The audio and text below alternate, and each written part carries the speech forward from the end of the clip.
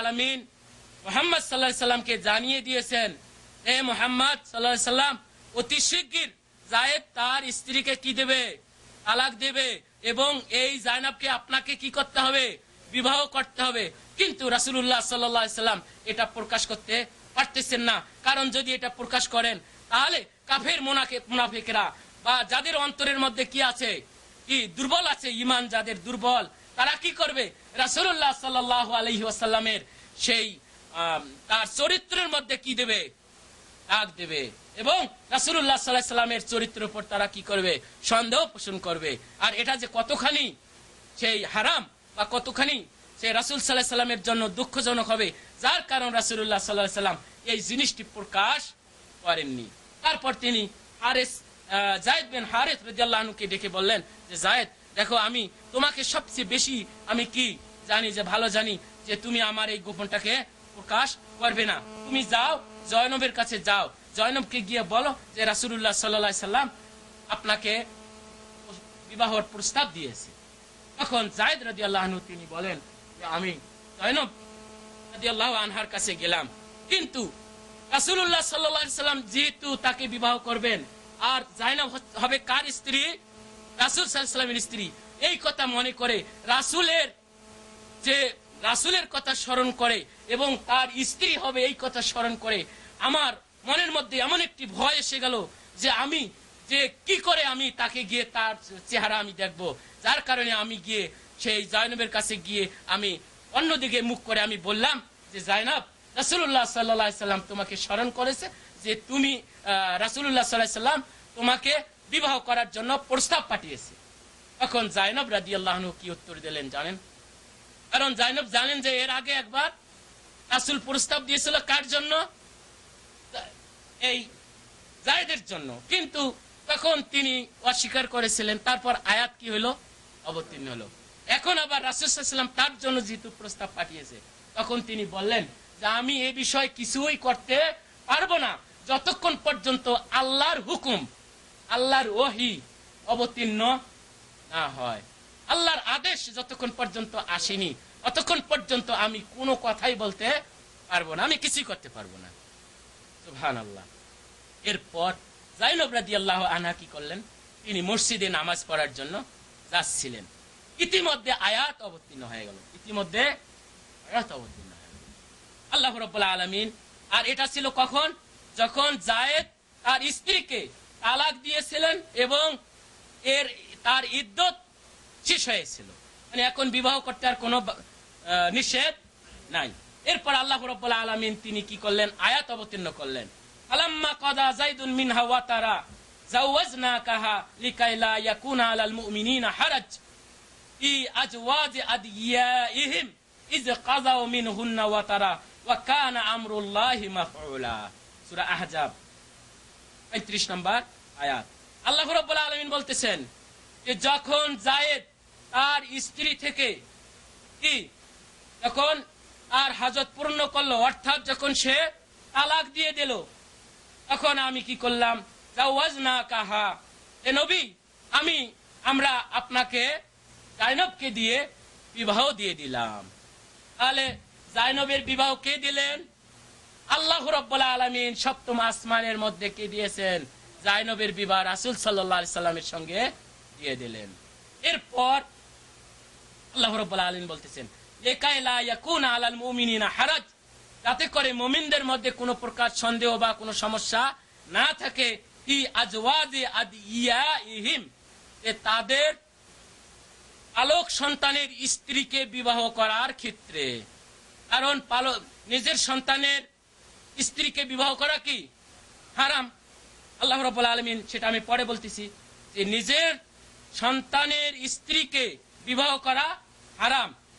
যেহেতু আল্লাহ রাব্বুল আলামিন এই পালক সন্তানের স্ত্রীকে বিবাহ করার আদেশ করলেন, এই জন্য যে পালক সন্তান কি নয়? সন্তান নয়। অতএব আজকের আমাদের বিষয় কি? পালক সন্তান নয়, পুষ্যপুত্র, নিজের পুত্র নয়। আল্লাহ রাব্বুল আলামিন এটাই বলতেছেন, যাতে করে মুমিনদের মধ্যে কোনো প্রকার কি না থাকে? সন্দেহ বা কোনো সমস্যা না থাকে। তাদের ইজা কাযাউ মিনহুন্না ওয়াতারা, যখন তারা তার থেকে তাদের হাজত পূরণ করবে, অর্থাৎ যখন তালাক দিয়ে দেবে, যে না, তালাক দেওয়ার পর যদি কারো পালক সন্তান তার স্ত্রীকে তালাক দিয়ে দেয়, তখন তার স্ত্রী তার সেই যে তাকে পালন করেছিল বা বাপ হিসাবে, পিতা হিসাবে যিনি তাকে লালন পালন করেছিল, তাকে বিবাহ করতে কোনো সমস্যা থাকবে না। ওয়া কানা আমরুল্লাহি মাফউলা। আল্লাহ রাব্বুল আলামিন বলতেছেন যে আল্লাহর আদেশ, আল্লাহর হুকুম, এটা বাস্তব হয়েছে, বাস্তব হয়েই আছে। কারণ এটা কে করাইছেন? আল্লাহ করাইছেন। এটাকে আল্লাহ রাব্বুল আলামিন এটা আগেই কি ফয়সালা করে দিয়েছেন, আগেই এটা তার ফয়সালা তিনি করে দিয়েছেন। যখন এই আয়াত অবতীর্ণ হইল, তখন যায়েদ রাদিয়াল্লাহু আনহু বা তখন রাসূলুল্লাহ সাল্লাল্লাহু আলাইহি সাল্লাম তিনি কি করলেন? অন্য একজনকে দিয়ে জাইনবকে খবর দিলেন যে যাও, জাইনবকে খবর দাও যে আল্লাহ রাব্বুল আলামিন জাইনবের বিবাহ আমাকে দিয়ে আসমানের মধ্যে করিয়ে দিয়েছে, অতএব তাড়াতাড়ি করে সে ঘরের মধ্যে যাও এবং আমি আর ঘরে আসতেছি। আর এই বিবাহের মধ্যে কি ছিল না? কোনো মোহর ছিল না, কোনো সাক্ষী ছিল না, কোনো ওলি ছিল না। কারণ ওলিকে আল্লাহ, এই ওলিকে আল্লাহ, আল্লাহ রাব্বুল আলামিন যে বিবাহ পড়িয়েছেন, সে বিবাহের মধ্যে কোনো মোহরের দরকার থাকে? আর এটা খাস ছিল কার জন্য? একমাত্র রাসূলুল্লাহ সাল্লাল্লাহু আলাইহি ওয়াসাল্লামের জন্য। এই মনে করে এখন অন্য কোন ভণ্ডরা যদি এই ধরনের কথা বলে, তাহলে কি হবে? না, এটা হবে না। এটা খাস ছিল কার জন্য? রাসূলুল্লাহ সাল্লাল্লাহু আলাইহি ওয়াসাল্লামের জন্য। বর্তমান যুগে আমাদের অনেক ভণ্ড ফকির পীর তারা এই ধরনের কার্যকলাপ করতেছে, আর তারা বলে কি রাসূল যদি করি থাকে তাহলে আমাদের করতে অসুবিধা কি? নাউজুবিল্লাহ, বলেন নাউজুবিল্লাহ। কারণ আল্লাহ রাব্বুল আলামিন এটাকে কি আদেশ করেছিলেন, আর এই বিবাহ আল্লাহ রাব্বুল আলামিন তিনি পড়িয়েছিলেন। আর জাইনব রাদিয়াল্লাহু আনহা তিনি আর অন্যান্য রাসূলুল্লাহ সাল্লাল্লাহু আলাইহি ওয়াসাল্লামের যে অন্যান্য স্ত্রীগণ আছেন তাদের সঙ্গে ফখর করতেন। তিনি বলতেন যে দেখেন, আপনাদের বিবাহ আপনাদের পিতারা কি দিয়েছে রাসূলের সঙ্গে, কিন্তু আমার বিবাহ আল্লাহ রাব্বুল আলামিন দিয়েছে। তাহলে কে বেশি উত্তম? আমি তোমাদের চেয়ে বেশি উত্তম। সুবহানাল্লাহ। এখানে আমরা কতগুলি জিনিস আমরা পাই।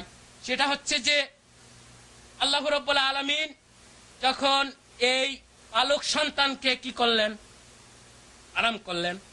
এই হারাম করার পর এটা আমাদের নবী মুহাম্মদুর রাসূলুল্লাহ সাল্লাল্লাহু আলাইহি ওয়াসাল্লামের বাস্তব জীবনে তার নিজের মধ্যে এটাকে কি করলেন?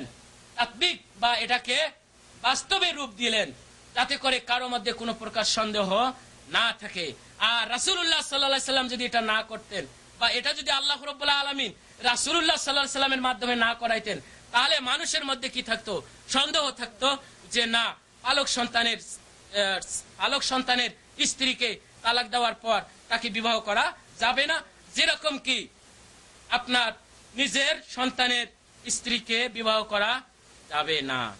কারণ আল্লাহ রাব্বুল আলামিন পবিত্র কোরআনে যে সমস্ত মেয়েকে বিবাহ করা হারাম, 14 প্রকার মহিলাকে বিবাহ করা হারাম, সেই 14 প্রকারের মধ্যে এক প্রকার হচ্ছে কি ওয়া হালাইলু আবনাইকুমুল্লাযিনা মিন আসলাবিকুম।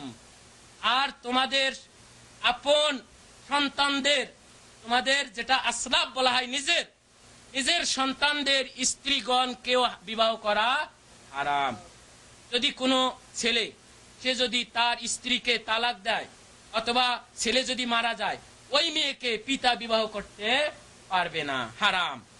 অতএব বোঝা গেল এই রাসূলুল্লাহ সাল্লাল্লাহু আলাইহি ওয়াসাল্লামকে যে আদেশ করলেন আল্লাহ রাব্বুল আলামিন জাইনবকে বিবাহ করতে, আর জাইনব ছিল তার পালক সন্তানের স্ত্রী, তাহলে বোঝা গেল এই পালক সন্তানের স্ত্রী কি নয়?